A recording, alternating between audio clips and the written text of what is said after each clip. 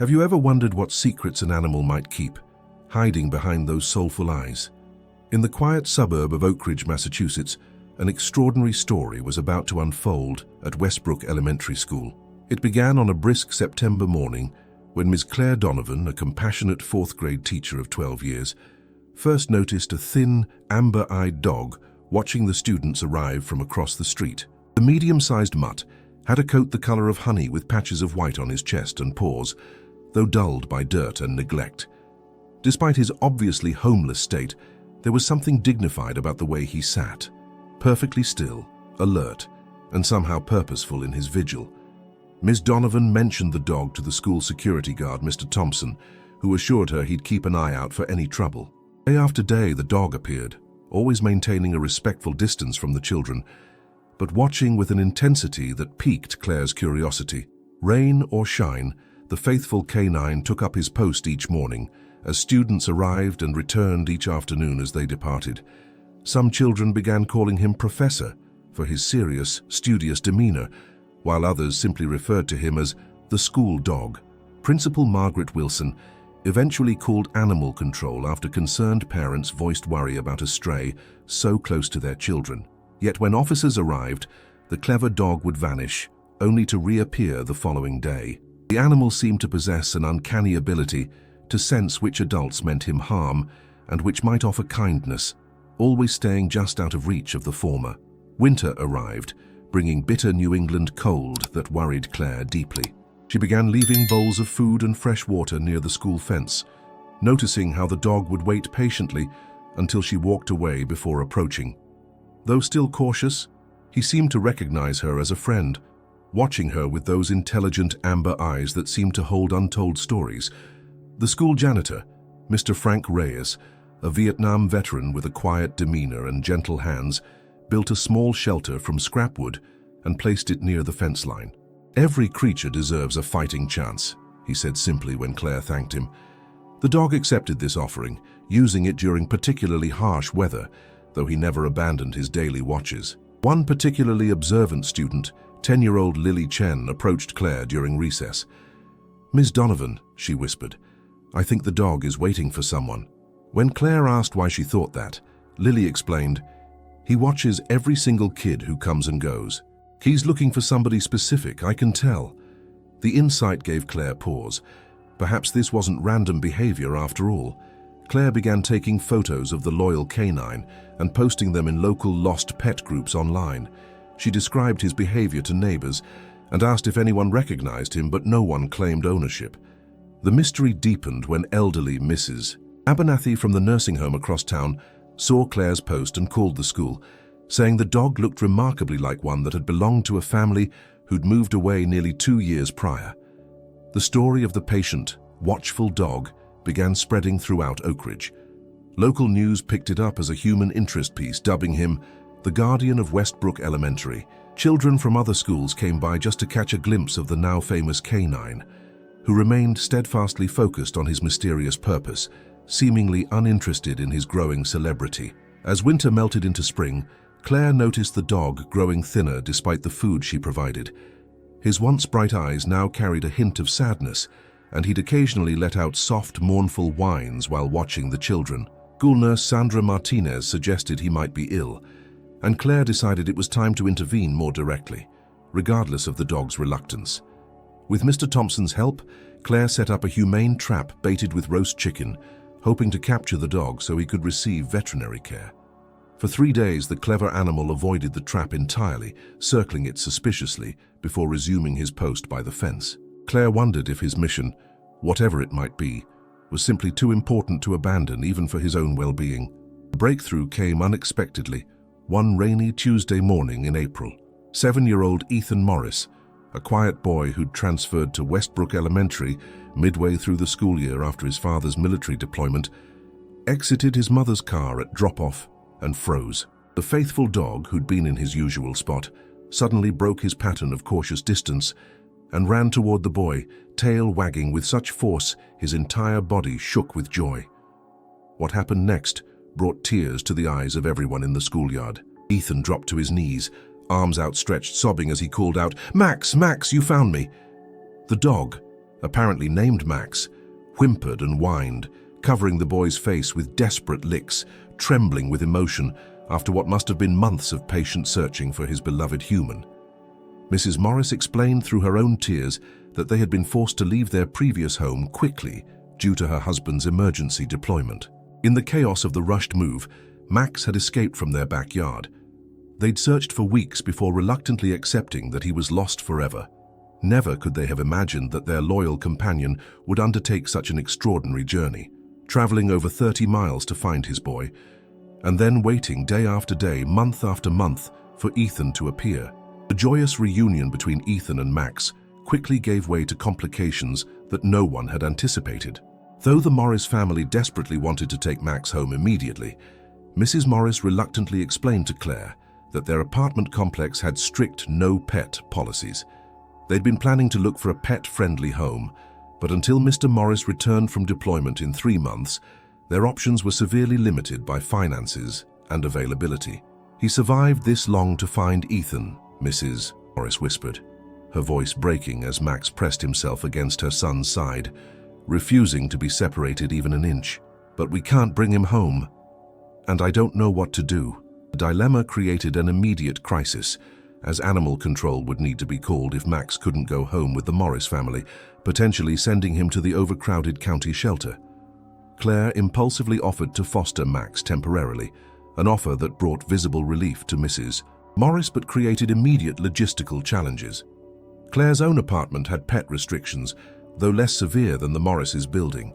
She would need special permission, additional pet deposits, and there was still the matter of Max's health to consider after months of living on the streets. The veterinarian's assessment the following day was sobering. Max was severely underweight, suffered from heartworm, had several infected wounds that had gone untreated, and showed signs of arthritis likely exacerbated by exposure to harsh weather. "This dog has been through hell to find his family," Dr. Ramos explained gently. "The treatment he needs will be expensive and intensive, requiring daily medication and limited activity for months." Word of Max's incredible journey and current plight spread quickly through Westbrook Elementary. Ethan's classmates, moved by the story, launched a fundraising campaign for Max's medical expenses. Third grader Miguel Sanchez suggested a Pennies for Max drive, while fifth grade teacher Ms. Patel helped her students create digital flyers to share on community social media pages. As donations began trickling in, a more immediate problem presented itself. Claire's landlord denied her request for a temporary pet accommodation, citing liability concerns and building policy. With nowhere else to go, Max faced imminent removal to the county shelter, a devastating prospect given his medical needs and the emotional impact separation would have on Ethan, who had already begun showing signs of anxiety. Principal Wilson called an emergency staff meeting. "This dog has shown more determination and loyalty than most humans I know," she stated firmly. "We can't let bureaucracy tear apart what Max fought so hard to restore." The staff brainstormed solutions, but each suggestion seemed to hit immediate obstacles. Boarding kennels were expensive and impersonal, and most rescue organizations were already at capacity. Mr. Reyes, who had remained quiet throughout the meeting, finally spoke up. "My daughter owns 5 acres outside town. She has 2 rescue dogs already. I called her last night after hearing about Max, and she's offered to take him in until the Morris family finds suitable housing." The offer seemed heaven-sent, but one significant question remained. How would Ethan cope with being separated from Max after their miraculous reunion? The psychologist assigned to Westbrook Elementary, Dr. Lena Washington, advised that complete separation could be traumatic for both Ethan and Max. This dog traveled an impossible distance and waited months to find his boy. Ethan already experienced the loss once. "We need to ensure regular contact to maintain their bond while working toward permanent reunion." A recommendation led to an unusual arrangement. Max would stay at Mr. Reyes' daughter's property, but Ethan would visit after school 3 times weekly. The arrangement seemed workable until Max's health took a concerning turn. The heartworm treatment, while necessary, weakened his system considerably. Dr. Ramos explained that Max's determination to find Ethan had likely kept him going despite his worsening condition. Now that he's found what he was looking for, his body is finally succumbing to the accumulated stress and damage. During one particularly difficult week, when Max couldn't even lift his head to greet Ethan, the boy's emotional state deteriorated rapidly. His teacher reported that he'd stopped participating in class, his previously improving grades were slipping, and he'd been found crying in the bathroom between periods. "He believes Max is dying," she explained to Claire, "and he's convinced himself it's his fault for not finding Max sooner." Mrs. Morris, stretched thin between work, managing their household alone during her husband's deployment and supporting Ethan through this emotional crisis, began showing signs of severe stress herself. During one tearful phone call with Claire, she confessed, "Sometimes I wish Max had never found us. I know that's terrible, but seeing Ethan suffer through this slow loss is worse than the clean break we'd made before." The situation grew even more complicated when the property owner where Mr. Reyes's daughter lived decided to sell, giving her 60 days to relocate. With 3 dogs, including one with significant medical needs, her housing options were severely limited. The temporary solution was crumbling, and once again Max's future hung in precarious balance, just as his health began showing modest improvement. Meanwhile, Ethan's father, Staff Sergeant James Morris, learned of the situation through video calls with his family. Seeing his son's emotional struggle and his wife's exhaustion, he began working through military channels to request compassionate early return from deployment. The process was complicated, the outcome uncertain, and even if approved, it would take weeks, time that Max's situation might not afford them. The compounding stresses reached breaking point when Max suffered a seizure during one of Ethan's visits. The boy became hysterical as Mr. Reyes's daughter rushed the dog to the emergency veterinary hospital, requiring Claire to drive a nearly inconsolable Ethan home to his mother. That night, Dr. Ramos called with grave news. Max's condition had stabilized, but his prognosis remained guarded. Complicated by secondary infections, his weakened immune system couldn't fight. The story of Max's extraordinary journey and current struggle reached far beyond Oak Ridge when a local news station aired a feature about him. Among those touched by the broadcast was Dr. Catherine Winters, a veterinary specialist from Boston who had pioneered alternative treatments for complicated heartworm cases. She contacted Dr. Ramos immediately, offering her services pro bono for Max's treatment. "There's a new protocol that might help him," Dr. Winters explained during her first examination of Max. "It's intensive, but has shown remarkable results in cases where traditional treatments have failed. The new approach would require daily specialized care, advanced medications, and careful monitoring, resources beyond what was currently available in Oak Ridge. However, Dr. Winters proposed a solution that seemed almost miraculous. Max could be treated at her state-of-the-art clinic in Boston. The offer presented both tremendous hope and a new dilemma. Boston was nearly 2 hours from Oak Ridge, making daily visits impossible for Ethan, whose emotional well-being remained precarious. Mrs. Morris, overwhelmed by competing responsibilities, couldn't manage regular trips to the city either.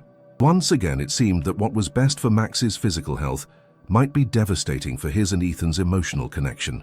The solution came from an unexpected quarter. Mrs. Abernathy, the elderly woman who had first recognized Max from Claire's online post, approached Principal Wilson with a proposal. "My daughter lives in Boston, just 3 blocks from that veterinary clinic," she explained. "She has a fenced yard, works from home, and has been looking for a way to help since I told her about Max. She can take him during his treatment." What made Mrs. Abernathy's offer truly extraordinary was the second part. Her daughter had offered to host Ethan and his mother for weekends during Max's treatment. "My Emily never had children of her own," Mrs. Abernathy explained with tears in her eyes. "She has a guest room sitting empty and says it would be her honor to help this brave dog and his family." This arrangement would allow Ethan to maintain consistent contact with Max throughout his treatment. When presented with this possibility, Mrs. Morris initially hesitated. Accepting such generosity from strangers felt overwhelming, and the logistics of weekend travel seemed daunting. It was Ethan who ultimately convinced her, showing a maturity beyond his years. "Mom," he said quietly after they'd discussed the option, "Max didn't give up when it was hard to find me. We can't give up on him now." Dr. Winters began Max's treatment the following Monday, with Mr. Reyes volunteering to drive the dog to Boston. The first weekend visit was arranged for Friday, with Mrs. Morris and Ethan taking a regional bus to the city. Claire, who had grown deeply invested in Max's journey, found herself holding her breath, hoping this complex arrangement wouldn't collapse under its own weight. The weekend visits proved transformative. Emily Abernathy, a warm-hearted graphic designer in her 50s, welcomed the Morris family as though they were long-lost relatives. Her spacious brownstone provided comfort, while her calm demeanor and genuine interest in Ethan's stories about Max created an unexpected healing space for both mother and son. Most importantly, Max showed visible excitement when Ethan arrived, his tail wagging weakly but persistently. Back at Westbrook Elementary, Ethan's improved emotional state was immediately noticeable. His teacher reported that he was participating in class again, completing assignments, and even sharing updates about Max's treatment with his classmates. The Pennies for Max campaign had expanded throughout the district, with neighboring schools joining the effort after hearing about the loyal dog's story. The most unexpected breakthrough came during the third weekend visit, when Sergeant Morris appeared at Emily's doorstep, having secured compassionate leave after all. The reunion was emotional for everyone, but especially meaningful for Max, who recognized Sergeant Morris instantly despite their long separation. Dr. Winters, who came to check on Max that evening, noted that his vital signs showed marked improvement after the family reunion. "I've seen animals respond to emotional support in ways that defy medical explanation," Dr. Winters commented, as she observed Max resting with his head on Sergeant Morris's lap. Max held on through impossible odds to find Ethan. "Now that his entire pack is reunited, I believe it's giving him strength we couldn't provide medically."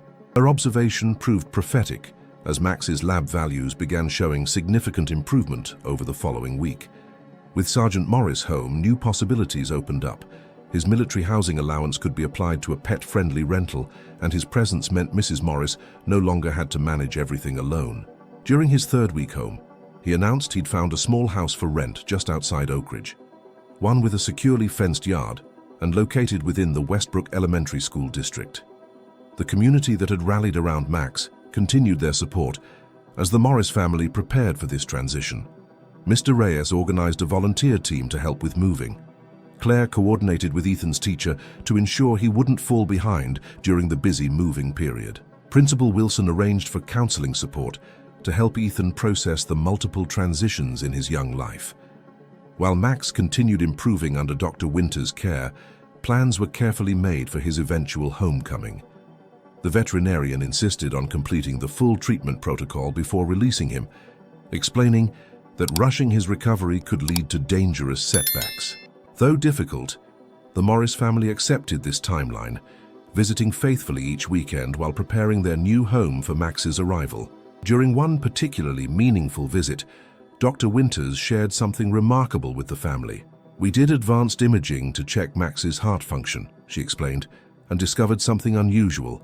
There's scarring that suggests he suffered a serious injury during his journey to find you, likely a collision with a vehicle based on the pattern. Most dogs wouldn't have survived it, let alone continued traveling." The revelation brought tears to everyone's eyes, providing tangible evidence of Max's extraordinary determination. The final weeks of Max's treatment coincided with the end of the school year. Principal Wilson, recognizing the educational value in Max's story, invited Sergeant Morris to bring Max to a special school assembly once he was well enough. "This dog has taught our students more about perseverance, loyalty, and love than any textbook ever could," she explained. "His journey deserves to be celebrated by the community that helped make his reunion possible." As Max's discharge date approached, Emily Abernathy surprised the Morris family with a custom-made dog bed for their new home. "I've grown quite attached to your remarkable dog," she admitted, "but I've never seen an animal so clearly belong to someone as Max belongs to Ethan. Getting him home is what all this effort has been for." Her words crystallized the journey they'd all been on. A community united to honor the extraordinary bond between a boy and his dog. The day finally arrived when Dr. Winters declared Max healthy enough to go home. Though he would need ongoing medication and checkups, his remarkable recovery had exceeded even her optimistic projections. "In 20 years of veterinary medicine, I've never seen anything quite like Max," she told the Morris family as she handed over his medical records. "His physical resilience matches his extraordinary heart." Max's homecoming to the Morris family's new house was a celebration that brought together everyone who had contributed to his journey. Claire, Mr. Reyes, Principal Wilson, Dr. Ramos, and even Emily Abernathy, who drove down from Boston, gathered in the front yard as Sergeant Morris carried the still recovering dog from the car. Though thinner than he had once been, Max's coat now shone with health, and his amber eyes were bright with recognition as he surveyed his new surroundings. The most beautiful moment came when Max was gently placed on the grass and Ethan knelt beside him. The dog, moving with deliberate care that spoke of his ongoing recovery, pressed his muzzle against the boy's cheek in what could only be described as an embrace. There wasn't a dry eye in the gathering as Max finally achieved what he had traveled so far and endured so much to find: a permanent reunion with the child he loved beyond measure. "We've set up a special corner in Ethan's room," Mrs. Morris explained to Claire as they watched man and dog exploring the backyard together. "Max has his bed right next to Ethan's, though I suspect he'll end up on the bed most nights." She laughed softly, a sound that carried none of the stress and worry that had characterized her earlier conversations. "James says he's willing to look the other way on that rule, considering what they've both been through." Max's recovery continued steadily in the comfort of his new home. Though he would never regain the boundless energy of his younger days, his journey had aged him prematurely. Dr. Winters explained, he showed remarkable improvement week by week. His cautious movements gave way to more confident exploration, and while he still tired easily, his daily walks with Ethan grew longer as his strength returned. The first setback came when Max developed a secondary infection that required a brief hospitalization. Ethan was inconsolable, convinced that he would lose Max after everything they'd been through. Dr. Ramos, who had taken over Max's care after consulting with Dr. Winters, recognized the psychological component of the crisis and made an unusual decision. She allowed Ethan to visit Max in the treatment room, explaining every procedure and medication in age-appropriate terms. "He needs to understand that medical setbacks aren't the end," Dr. Ramos explained to Sergeant and Mrs. Morris. "Max fought to find Ethan. Now Ethan needs to learn how to fight alongside Max." The approach worked brilliantly, transforming Ethan from a helpless observer to an active participant in Max's care. The boy diligently learned how to administer medications, recognize symptoms of concern, and provide the specific care his dog needed. When Max returned home, Ethan had transformed his bedroom into a recovery ward, complete with hand-drawn charts to track medications, water intake, and daily activities. Mrs. Morris marveled at the change in her son, who had struggled with responsibility before Max's return, but now approached his dog's care with unwavering dedication. "He sets alarms on his tablet to remind us when Max needs medicine," she told Claire during a phone update. "He's become the household expert on heartworm recovery." The Morris family wasn't alone in their commitment to Max's well-being. The fundraising efforts had continued even after Max came home, ultimately collecting enough for all his medical expenses, with money remaining for his ongoing care. Principal Wilson, recognizing that other animals might benefit from similar community support, worked with the school board to establish a permanent Max's Fund to help families with emergency veterinary expenses. By late summer, Max had recovered enough to join Ethan for longer adventures in their neighborhood. Though he would always move with a slight limp, a permanent reminder of his journey, his energy had largely returned. Neighbors grew accustomed to the sight of the honey-colored dog walking faithfully beside his boy, never straying more than a few feet away, as though determined never to be separated again. As the new school year approached, a new challenge emerged.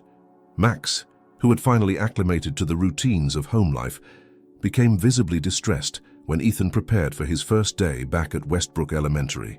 He paced anxiously by the door when Ethan left for school orientation, whining in a way that broke everyone's hearts. "He thinks he's being left behind again," Sergeant Morris observed quietly. "After everything, he's still afraid of losing Ethan." The solution came from an unexpected source. Principal Wilson, who had been updated about Max's separation anxiety, called the Morris family with a proposal. "Westbrook Elementary has been considering a therapy dog program for some time," she explained. "Max's story has already inspired our students. Would you consider allowing him to become our first official therapy dog, accompanying Ethan to school each day?" The proposal required significant planning. Max would need certification as a therapy animal, and protocols would need to be established for his presence in the school environment. Yet the benefits were immediately apparent. Max would not be separated from Ethan during school hours, and students throughout the school would benefit from his gentle presence, particularly those with anxiety or emotional regulation challenges. What followed was an intensive training period during which Max, already exceptionally well-behaved and intuitive, learned the specific skills required of therapy dogs. Sergeant Morris, who had experience with military working dogs, took the lead in this training. Marveling at Max's intelligence and eagerness to please, "He understands exactly what's being asked of him," he told the trainer, who evaluated Max's progress. "It's like he knows this is his purpose now." By mid-September, Max had received his therapy dog certification, becoming the first canine staff member at Westbrook Elementary. His official school ID badge, attached to a special vest, became his most prized possession. Each morning, he would sit patiently while Ethan fastened the vest, his tail wagging with understanding that they would be spending the day together in a place that had once been the site of his long, faithful vigil. The transformation in both Max and Ethan during that first semester was remarkable to witness. Ethan, once quiet and withdrawn, blossomed with the responsibility of being Max's handler at school. He gave presentations to each class about Max's journey, therapy dog etiquette, and animal welfare, speaking with confidence that amazed his teachers.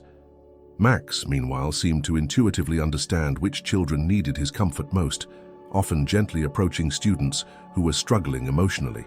At the end of the semester, Claire organized a special assembly to celebrate Max's impact on the school community. Students shared stories of how the therapy dog had helped them through difficult days, sitting quietly beside them during anxiety attacks, providing comfort after playground conflicts, or simply being a non-judgmental listener during reading practice. What had begun as a solution for one dog and one boy had expanded to touch hundreds of lives. The local newspaper's coverage of Max's transformation from patient stray to certified therapy dog caught the attention of a national morning show.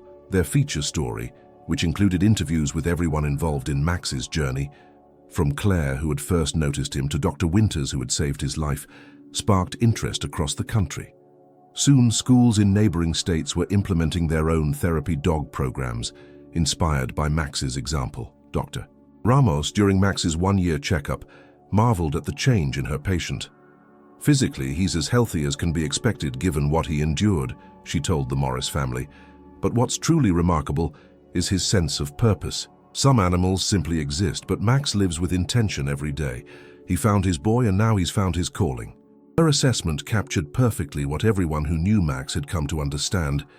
His journey had never really been about survival, but about love transcending impossible odds. For the Morris family, life had transformed in ways they could never have imagined when they first spotted their long-lost dog waiting faithfully outside Westbrook Elementary. Their household routines now revolved around Max's therapy dog schedule, his medication needs, and ensuring he had appropriate rest between his school duties. Yet none of it felt like burden. Rather, it was the joyful fulfillment of a promise made when they welcomed him home. "Sometimes I watch him sleeping next to Ethan's bed," Mrs. Morris confided to Claire during Max's first anniversary celebration, "and I try to imagine everything he went through to find us. The highways he must have crossed, the dangers he faced, the winters he endured. It seems impossible that one heart could contain so much determination." She wiped away tears as she watched Max gently accepting treats from adoring students. "But then, I look at what he's become, not just a pet but a healer for an entire community. And I realize that extraordinary love creates extraordinary possibilities." 2 years after Max's remarkable reunion with Ethan, the once stray dog had become something of a local legend in Oak Ridge. His story had inspired a children's book, written by Claire and illustrated by Emily Abernathy, with proceeds dedicated to expanding Max's fund for animals in need. On winter mornings, particularly harsh ones that recalled his days of waiting outside the school, students would gather around him during morning circle, listening as Ethan retold the story of Max's extraordinary journey. The impact of Max's presence extended far beyond emotional comfort. Academic performance throughout Westbrook Elementary had improved measurably since the implementation of the therapy dog program. Students with reading difficulties would practice by reading aloud to Max, who listened with unwavering attention, regardless of pronunciation struggles or hesitations. Children with anxiety found that petting his soft fur during difficult transitions helped regulate their emotions in ways that traditional interventions hadn't achieved. Perhaps most profound was Max's effect on children with backgrounds similar to his own history of loss and perseverance. When a new student arrived mid-year, having recently lost his home in a fire, it was Max who broke through the child's withdrawn silence. School counselors noted that many children who struggled to articulate their feelings to adults could somehow communicate them to Max, who absorbed their confidences with gentle dignity that made them feel heard and understood. In recognition of his extraordinary service, Max received the American Humane Hero Dog Award in the Therapy Dog category, an honor celebrated throughout Oak Ridge. At the ceremony, broadcast nationally, Sergeant Morris spoke about resilience and second chances. Max's story reminds us that what appears to be the end of one journey can actually be the beginning of something far more meaningful. He didn't just survive his ordeal, he transformed it into purpose. The family that had once been torn apart by circumstance had found a new wholeness centered around the loyal dog who refused to give up. Sergeant Morris had transferred to a permanent posting nearby, ensuring stability for his family after years of disruption. Mrs. Morris had begun volunteering with rescue organizations, helping other animals find the second chances that Max had created for himself. And Ethan, once a quiet, anxious child, had discovered confidence through his role as Max's handler. For Claire Donovan, who had first noticed the patient dog watching the school from across the street, Max's story provided daily inspiration. In education, we often talk about persistence and determination, she shared during a teacher development day that had become an annual tradition, a workshop focused on what Max's journey could teach about supporting struggling students. But Max embodied those values in ways that humbled and challenged me.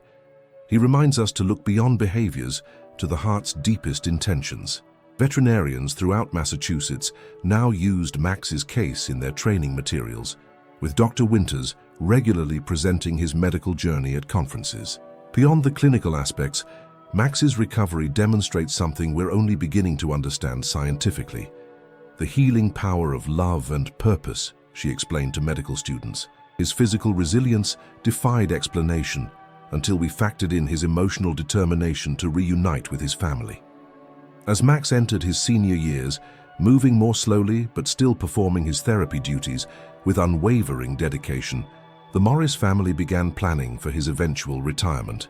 They created a special sunroom addition where he could rest comfortably while still observing family activities, added ramps to ease his navigation of steps, and adjusted his therapy schedule to accommodate his changing energy levels. Each accommodation was made with the reverence due to a being who had given so much of himself to others. Morris' home had become something of a pilgrimage site for families facing their own challenges with beloved pets. Sergeant Morris never turned away anyone who arrived seeking advice or simply needing to draw strength from Max's story. "When you've been the recipient of so many miracles," he explained, "you have an obligation to pass that hope forward to others who are still waiting for their own." On the third anniversary of Max's homecoming, Westbrook Elementary unveiled a permanent bronze statue of him at the entrance where he had once kept his faithful vigil. The plaque beneath it read simply, "Max, who taught us that love finds a way." At the dedication ceremony, as Max sat regally beside Ethan, his gray muzzle and dignified bearing testifying to both his journey and his triumph, there wasn't a dry eye to be found among those gathered to honor him.